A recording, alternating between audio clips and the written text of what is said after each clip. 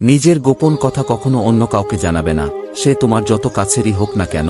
তোমার এই গোপন কথা জেনে সে তোমার ক্ষতি করতেই পারে।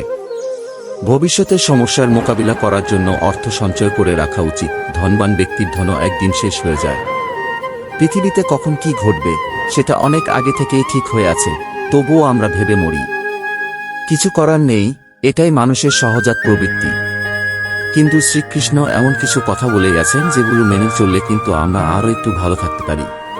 তোমার কাছে যতই অল্প কিছু থাকুক না কেন, যার কাছে কিছুই নেই তাকে সেখান থেকে কিছু হলেও দাও। শ্রীকৃষ্ণ বলেছেন, যা শুরু আছে তার শেষও আছে। তাই যদি কোনো কিছু পেয়ে থাকো তাহলে তাকে বিদায় বলার জন্য প্রস্তুত থাকা দরকার। সত্যের পথ বড় কঠিন, সেখানে কেউই তোমার সঙ্গে থাকবে না, তোমাকে একই পথ চলতে হবে। হাজারটা ফাঁকা কথার থেকে একটা কাজের কথা অনেক ভালো। যদি আপনি আমাদের চ্যানেলে নতুন হয়ে থাকেন তাহলে চ্যানেলটি সাবস্ক্রাইব করে কমেন্ট বক্সে লিখুন, জয় শ্রীকৃষ্ণ। শিক্ষামূলক গল্প। একটা জীবনের সব আবেগ অনুভূতিগুলো, ভালোবাসা, কষ্ট, সুখ, অহমিকা, ঐশ্বর্য, জ্ঞান এবং সময়, সমুদ্রের এক দ্বীপে অবসরে ভ্রমণে গেল। তারা তাদের নিজেদের মতোই ভালো সময় কাটাল। হঠাৎ করে ঝড়ের পূর্বাভাস ঘোষণা করা হলো এবং দ্বীপটি খুব দ্রুত খালি করতে বলা হলো। ঘোষণার সাথে সাথে সবার মাঝে ঘরে ফেরার তাড়া শুরু হয়ে গেল। সবাই নৌকার দিকে ছুটল। খারাপ নৌকাগুলোও দ্রুত ভালো করা হলো। এত কিছু পরও ভালোবাসা দ্রুত দ্বীপটি ছেড়ে যেতে অনীহা দেখালো। তখনই অনেক কিছু করার বাকি ছিল। আকাশে হঠাৎ কালো মেঘ জমতে শুরু করল। তখন ভালোবাসা বুঝতে পারল যে দ্বীপটি দ্রুত ত্যাগ করার সময় এসে গেছে। কিন্তু ততক্ষণে সব নৌকা ছেড়ে চলে গিয়েছে। ভালোবাসা চারদিকে আশা নিয়ে তাকালো। তখনই ঐশ্বর্য পাশ দিয়ে একটি আলিশান নৌকায় করে যাচ্ছিল। ভালোবাসা চিৎকার করে বলল, ঐশ্বর্য, আমাকে কি তোমার নৌকায় নিতে পারবে? ঐশ্বর্য বলল, না, আমার নৌকা মূল্যবান সম্পদে পরিপূর্ণ, সোনা রূপা দিয়ে ভর্তি, সেখানে তোমার জন্য কোনো জায়গা খালি নেই। খানিক পরে অহমিকা যাচ্ছিল একটি সুন্দর নৌকায় চড়ে। ভালোবাসা চিৎকার করে বলল, তুমি কি আমাকে সাহায্য করতে পারবা? অহমিকা বলল, না, তোমাকে নেওয়া যাবে না, তোমাকে নিলে আমার নৌকা তোমার পায়ের কাদায় নষ্ট হয়ে যাবে। কিছুক্ষণ পর দুঃখ পাশ দিয়ে যাচ্ছিল। পুনরায় ভালোবাসা তাকে বলল, তুমি কি আমাকে নিতে পারবা? দুঃখ বলল, না, আমি তোমাকে নিতে পারবো না, আমি অনেক কষ্টে আছি। যখন সুখ পাশ দিয়ে যাচ্ছিল, ভালোবাসা তাকে ও বলল, কিন্তু সুখ আনন্দে এত ব্যস্ত ছিল চারদিকে তাকানোর সে প্রয়োজন বোধটুকু করল না। একটু পর ভালোবাসা ক্লান্ত ও মর্মাহত বোধ করতে লাগল। ঠিক সেই সময় কে যেন হঠাৎ করে ঢাকল যে, ভালোবাসা, আসো, আমি তোমাকে সাথে নিব। ভালোবাসা বুঝতে পারল না যে কে এত উদার হয়ে ডাকল। সে দ্রুত লাফ দিয়ে নৌকায় উঠল। নিরাপদ পৌঁছতে পারবে ভেবে স্বস্তি বোধ করল। নৌকায় উঠেই ভালোবাসা জ্ঞানকে দেখতে পেয়ে স্তম্ভিত হয়ে জিজ্ঞেস করল, জ্ঞান, তুমি কি জানো কে এত উদার হয়ে আমাকে সাহায্য করল যখন কেউ আমাকে সাহায্য করল না? জ্ঞান হেসে বলল, ওহ, সময় তোমাকে ডেকেছে। ভালোবাসা আরও আশ্চর্য হয়ে ভাবতে লাগল যে কেন সময় তার জন্য থামল, কেন তাকে নিরাপদ স্থানে পৌঁছে দেওয়ার জন্য নৌকায় তুলে নিল। জ্ঞান বিজ্ঞের হাসি হেসে বলল, একমাত্র সময়ই জানে তোমার মহানুভবতা এবং তোমার সামর্থ্য কি। শুধুমাত্র ভালোবাসাই পারে এই পৃথিবীকে সুখ এবং শান্তিময় করতে। এখান থেকে শিক্ষা হলো, যখন আমরা সম্পদশালী হই তখন ভালোবাসাকে এড়িয়ে যাই। যখন আমরা নিজেদের গুরুত্বপূর্ণ ভাবি তখন ভালোবাসাকে ভুলে যাই। এমনকি সুখ ও দুঃখেও আমরা ভালোবাসাকে অনেক সময় ভুলে যাই। শুধুমাত্র সময়ে আমরা ভালোবাসা অনুভব করি এবং এর গুরুত্ব বুঝতে পারি। সুতরাং আর দেরি কেন, চলুন না আজ থেকে ভালোবাসাকে জীবনের একটু অংশ করে নেই। শ্রীকৃষ্ণ বলেছেন, যদি শান্তি চাও, কারো দোষ দেখো না, দোষ দেখবে নিজের। জগৎকে আপনার করে নিতে সে কেউ পর নয়, জগৎ তোমার।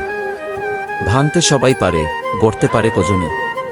নিন্দা ঠাট্টা করতে পারে সবাই, কিন্তু কি করে যে তাকে ভালো করতে হবে তা বলতে পারে কজনে। শিক্ষামূলক গল্প। মেয়েকে বিয়ে দেওয়ার পর যখন সে আবার বাবার বাড়ি আসে তখন মা খুব আগ্রহ ভরে জানতে চায় যে এই বাড়িতে তার কেমন লেগেছে।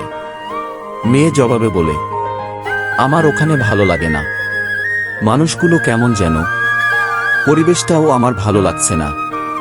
মেয়ের ভেতর এক ধরনের হতাশা দেখতে পায় তার মা। দেখতে দেখতে বেশ কিছুদিন কেটে যায়।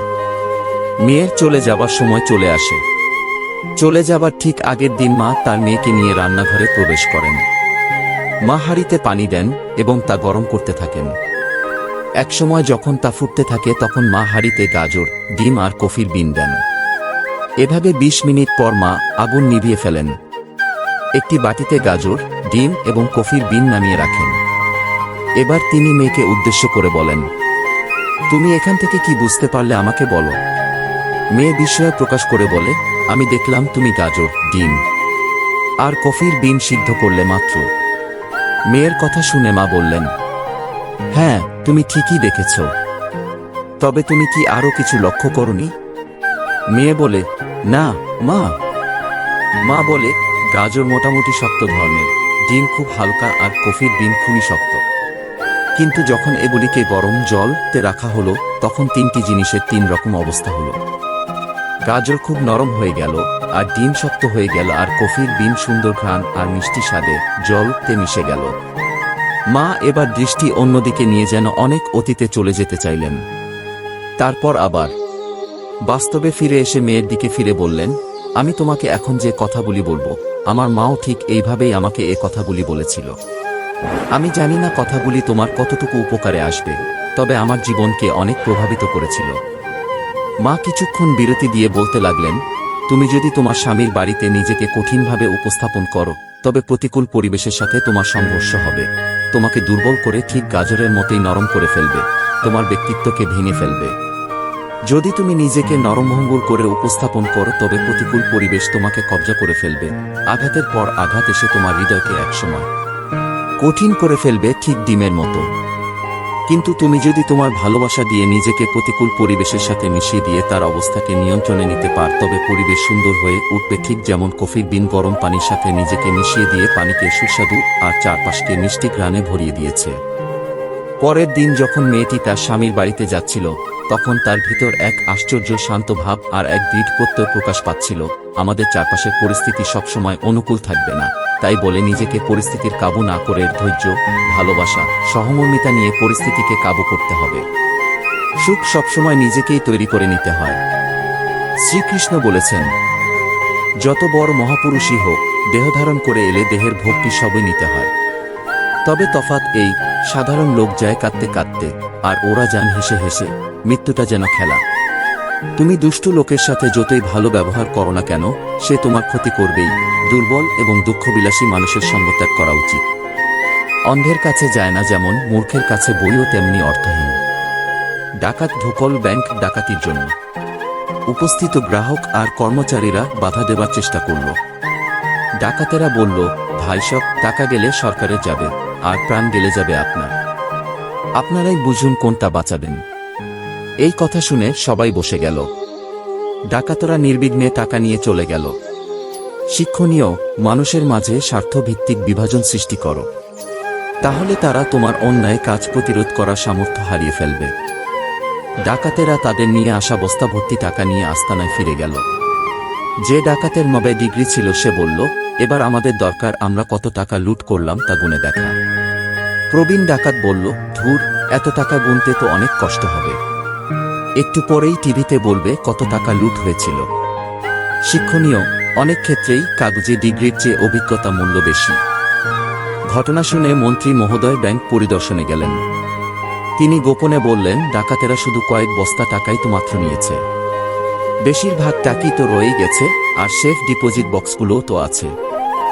আসুন ভাই সব, আমরা ওগুলো নিজেদের মাঝে ভাগ করে নেই, কেউ বুঝতেও পারবে না। শিক্ষণীয়, যে যত উপরে তার চুরি তত বড় এবং তা ধরা ছোঁয়ার বাইরে।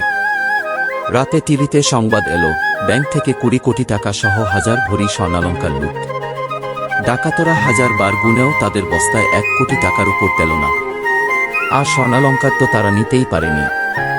অবশেষে ডাকাত দল ধরা পড়ল, রিমান্ডে গিয়ে স্বীকারও করতে হলো তারাই সব ডাকাতি করেছে। সবার যাবজ্জীবন সাজাও হয়ে গেল। শিক্ষণীয়, চুরি ডাকাতি করার ইচ্ছা থাকলে ভোটে দাঁড়িয়ে ক্ষমতায় যে করাটাই বৈজ্ঞানিকভাবে প্রমাণিত নির্ভুল পদ্ধতি। মানুষ তার কর্মের দ্বারা বড় হয়, জন্ম পরিচয় নামাত্র মোহ, দেখে শেখো, থেকে নয়। আরও কৃষ্ণ প্রেরণামূলক বক্তব্যের জন্য অনুগ্রহ করে আমাদের চ্যানেলটি লাইক এবং সাবস্ক্রাইব করুন।